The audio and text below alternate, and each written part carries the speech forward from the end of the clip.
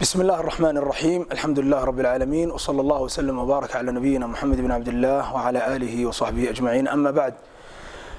waxaan walaalayaal ogeysiinaynaa dhammaan bulshooyinka ku dhaqan gobolka Togdheer gaar ahaan magaalada Burco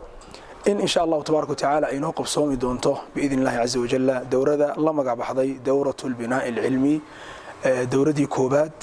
oo ka dhici doonta masaajidkan Masjidul Huda oo wax weeye magaalada Burco dawradaas oo sida magaceedaba ka cad albinaa ilmi waa seeska cilmiga ee bilowga hoose wax weeyaan qofka ka dhisaysa dawradaas oo lagu qaadan doono cilmiye kala duwan oo ay ka mid tahay cilmiga aqeedada fiqiga shaafiiciga iyo xadiiskii nabiga sallallahu alayhi wa sallam siirada nabiga sallallahu alayhi wa sallam adkaartii qofku wax weeyaan uu ku dikriyay galin hore iyo galin dambaba adkaaru subax iyo masaa iyo aadaabta iyo dhaqanka haboon ee fiican ay tahay qofku in wax weeyaan laga helo aadaab islaamiga waxa ugu dambaysa hal maado oo ah maadada naxwaha maadaama ay tahay maado aynu aad ugu baahanahay اللغة العربية iyo carabkeena dhisaysa waliba si gaar ahaan ardayda iskuuladu ay ugu baahan yihiin maadada noocaasa insha Allah ta'ala todobada maado ayaa ay ka kooban tahay ama todobada fanni ayaa la dhigan doona biidina azza wajal dawradan oo ka bixi doonta masaajidkeena Masjidul Huda waxay xooga saari doontaa sida ka cad bacanaawinta albinaa ilmi seeska cilmiga iyo bilowga cilmiga oo qofka cilmiga shariicada bilaabaya waa dawro runtii munaasib oo ah in ay ka faa'iideystaan Ilaahay subhanahu wa ta'ala inuu waafajiyo soo dhawaada walaalayaal ardayda dugsiyada sare ee maadiga dhigta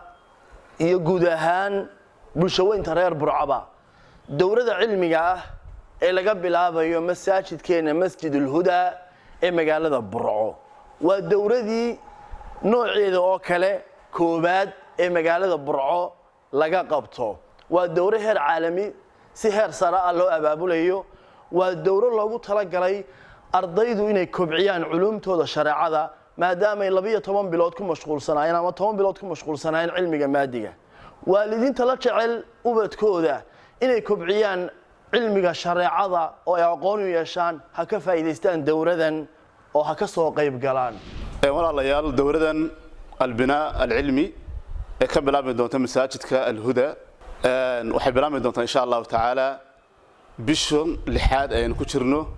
16 keeda oo ah maalin khamiis ah ay bilaabi doontaa dawradan sida la soo sheegay waxa lagu talagalay ardayda iskuulada dawradan insha Allah ta'ala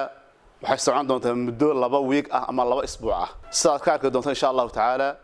dawradan bilaabmi doonta 16 bisha waxay dhamaan doontaa 30 bisha marka waxay socon doontaa khamiista bilaabmatay khamiista ku saddexaad ay dhamaan doontaa insha Allah ta'ala dawradani waxyaalaha la gaartay waxa kamid ah in ardayda kaalmaha hore gala la siin doono jawaa'iz ahaan doonta jawaa'istaasna kombiyuutarro kaalmaha hore la siin doono ama laptop waxa loo yaqaan ardayda lagu abaalmarin doono insha Allah ta'ala ardayda waxa la siin doonaa shahaado marka waxa weeyaan cadeynaysa xuduurka inay xaadireen waxa weeyaan dawrada albinaa alilmi oo marka waxa weeyaan cadeynaysa inay soo dhigtaan cilmigaas